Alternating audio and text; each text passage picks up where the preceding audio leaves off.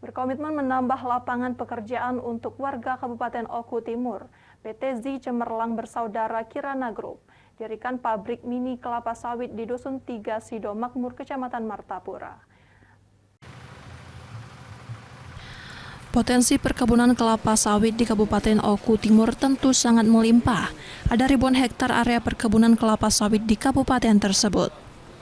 Melihat dari luasnya perkebunan kelapa sawit yang ada di Kabupaten Oku Timur, PT Zi Cemerlang Bersaudara Kirana Group berupaya mendirikan pabrik kelapa sawit mini di daerah tersebut. Dengan adanya pabrik kelapa sawit mini dari Kirana Group, diharapkan dapat mempermudah petani sawit sekitar untuk menjual hasil perkebunan mereka.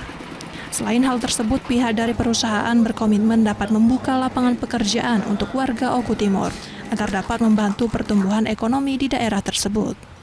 Ya, untuk manfaat yang pasti mungkin bisa membantu para petani-petani dalam pengolahan CPO, terutama yang CPO asam tinggi di mini plant kita, yang mini plant milik Kirana Group, dan jaraknya juga tidak jauh dari petani-petani sawit itu lahannya. Dari Oku Timur, Jatmiko Francisco, iNews melaporkan.